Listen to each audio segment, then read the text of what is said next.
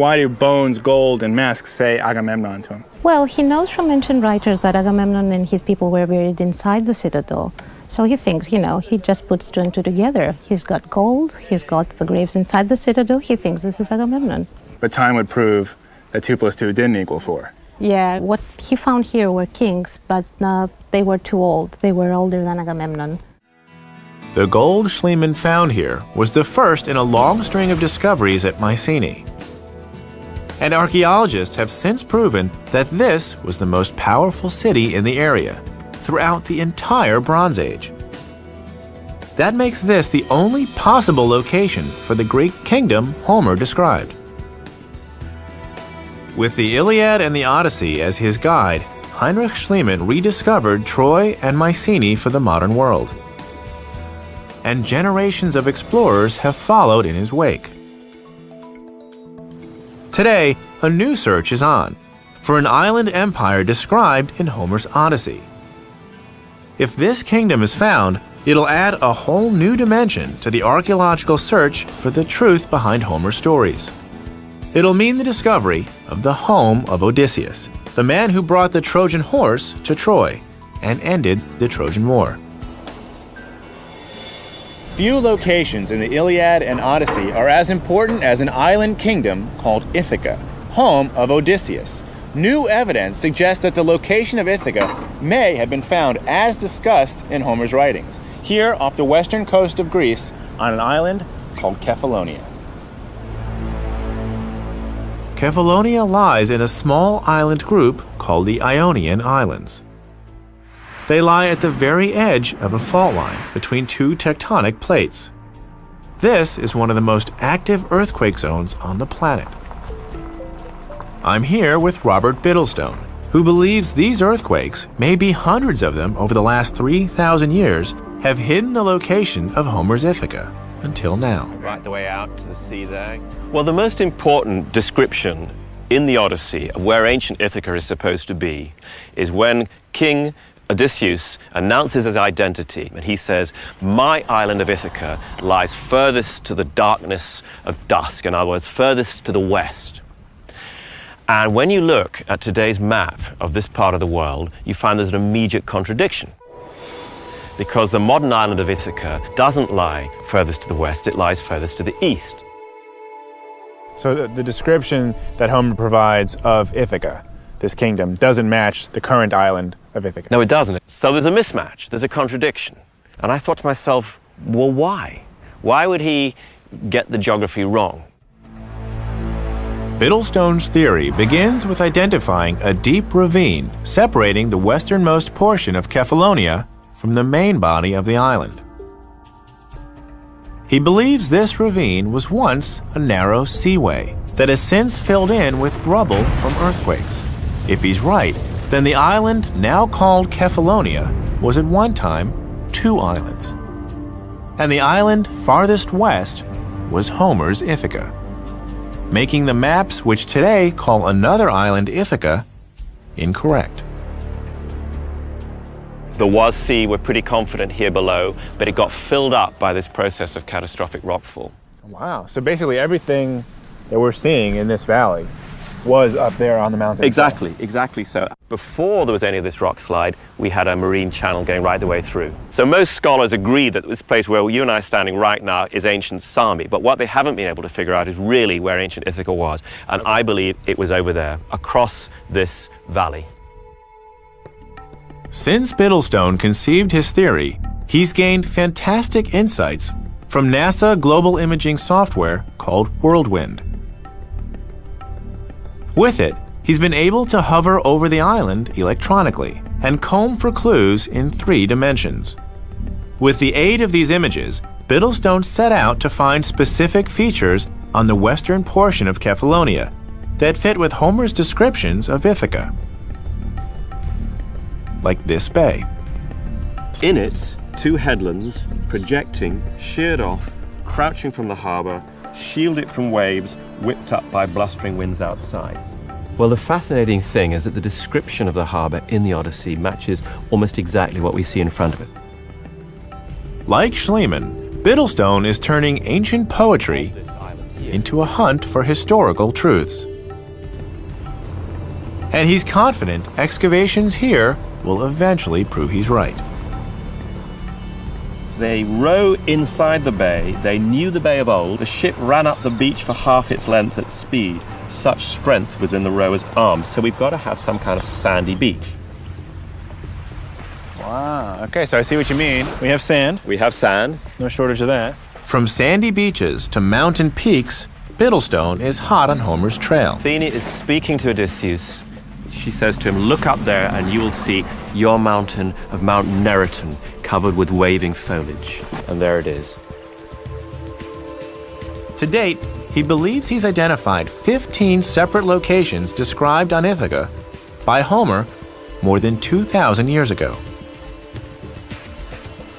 And each location is a clue that he hopes will one day lead to the palace of Odysseus himself. So we have, if I can oversimplify, we have a treasure map with all these points on it, but we never had where to start. Well, that's right. And the exciting thing is this. Everyone's imagined that the treasure map was a map of a mythical treasure island, that it wasn't a real island anyway. You couldn't even find Ithaca, let alone identify particular mountains or places on it. Mm-hmm. But now we've got a real good chance of being able to demonstrate that Ithaca is real. What Heinrich Schliemann started, Robert Bittlestone will carry into the future. And in the years that have separated these two men, other archaeologists have made a wealth of amazing discoveries on the trail of the Trojan War. I'm on the trail of the Trojan War, following clues left by the poet Homer. I've explored two ancient cities at the center of the story. And on Kephallonia, I learned that earthquakes may have hidden one of the islands described by Homer. But finding these cities is only part of the story. I still have to find evidence of the people Homer described. Warriors clad in armor and equipped with the weapons of the late Bronze Age. I've picked up my journey in a town called Nafplio, where a pile of teeth have made the world of Homer come alive. Yes. Oh, hi, Josh. Pleasure. Dr. Eleni Pelialogu and conservator Pinka Taratori have invited me to see these ancient remains. It may not look like much, but archaeologists recognized what they discovered immediately from the writings of Homer. This is a big, big deal, and I want to explain why. Because in the Iliad, in Book 10, it says the following. Meriones gave Odysseus bow, quiver, and sword, and over his head he set a helmet made of leather. Inside it was crisscrossed taut with many thongs. Outside, the gleaming teeth of a white-tusked boar ran round and round in rows stitched neat and tight, a master craftsman's work, the cap in its center, padded soft with felt. Boar's tusked helmet. That's what we're looking at right here. Here we have the cheek plates, which are made of bronze. Okay. And they protected the face. So these would go like that. This way, yes. Ah, okay. Using these fragments as a guide, Pinka made a model of how the helmet might have appeared more than 3,000 years ago. Okay. Without Homer's description, the fact that these teeth were actually a Bronze Age helmet might have never been realized. But with the helmet, archaeologists have proven an important historical link between Homer and the warriors he describes. More remnants of these helmets have been found in tombs around Mycenae, the Greek kingdom itself. And back at Mycenae, Dr. Pliatsika and her colleagues have determined that in 1250 BC, this city was the wealthiest and most powerful in all of Greece, like it was portrayed in the songs of Homer. They found relics of bronze, cast swords and arrow points, the same weapons of Homer's Trojan War. And they've discovered a society with a rich warrior culture, just like the Mycenae of the Iliad and the Odyssey. We know that the people who were in charge of a group of soldiers were the heroes, were the bravest and those who belonged to a higher rank socially. They were viewing themselves as soldiers and hunters. What Homer says is that we've got warriors who are using this kind of weaponry, and these were people that were higher than the simpler folk who were working in the fields or as herdsmen. So the fact that Homer depicts these people, the people of Mycenae, as this powerhouse, as we've discussed, that's actually pretty dead on. This is an accurate picture. What Homer says is pretty accurate. Archaeologists' discoveries at Mycenae have linked the words of Homer to the realities of a warrior culture still being uncovered today. Residents of this city in the late Bronze Age used the weapons described by Homer, from arrowheads to bronze swords to chariots drawn by horses. These chariots were the tanks of the Trojan War, and Homer describes their use in battle repeatedly. In Book 20, he sings, Achilles rampaged on. His sharp-hoofed stallions trampled shields and corpses. Axle under his chariot splashed with blood. I want to see one of these chariots for myself. And we got one here, a chariot. Formidable war machine. Beautiful. And this is a late Bronze Age chariot? Exactly. But Tufan Toronli has reproduced a Greek chariot, matching both Homer's descriptions and artwork from the late Bronze Age. How many riders? 2, a charioteer and a warrior, Okay. covered with leather outside.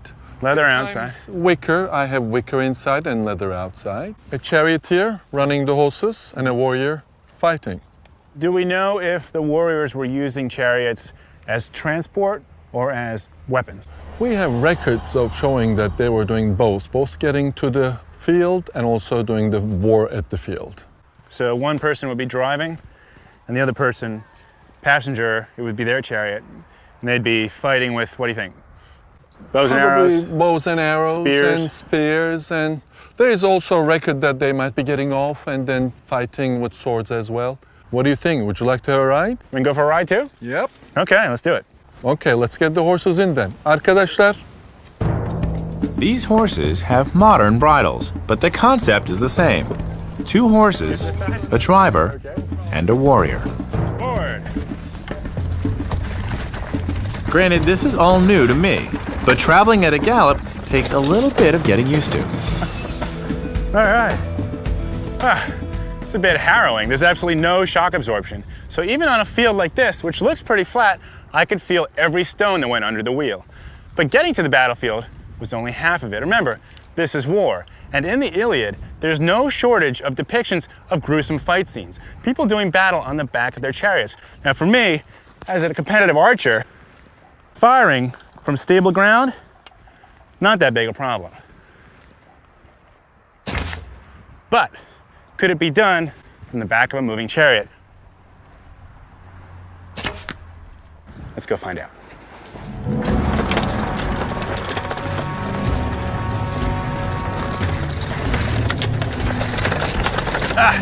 A low shot. Even with a modern bow, this stuff's pretty tricky.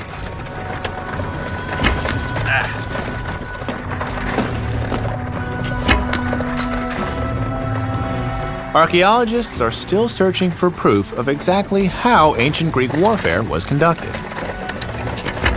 Concrete evidence exists of Bronze Age chariots, Okay, arrows, and spears. all right, here we go. Debate continues as to exactly how these weapons were used in combination. But there's no doubt that they were deadly. That's a flesh wound. Oh, I think that would hurt. I think that this shows that with the spear, with the bow and arrow, with the sword, the weapons of the late Bronze Age were incredibly effective. So far, on the trail of Homer, I've discovered the cities, the weapons, and even the armor described in the Iliad and the Odyssey. But now I want to know, if the Greek army really traveled to Troy to wage war, how did they get there? Did the Greeks of the late Bronze Age have ships that could make the journey, as Homer described? If the Trojan War actually happened, the Greek sailors had to somehow cross the Aegean. I've come to the ancient port of Volos, where shipbuilding has gone on for thousands of years.